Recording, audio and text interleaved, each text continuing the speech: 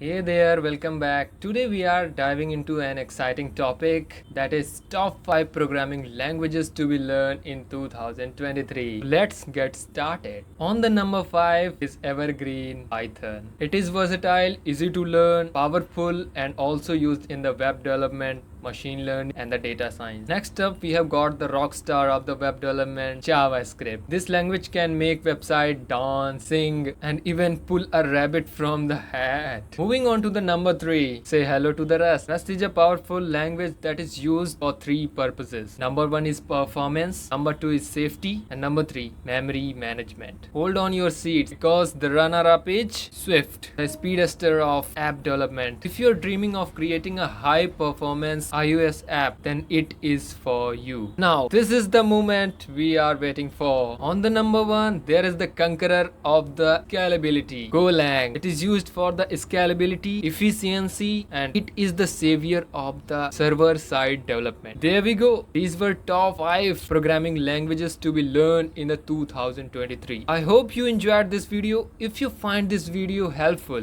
don't forget to support. We'll meet in the next video.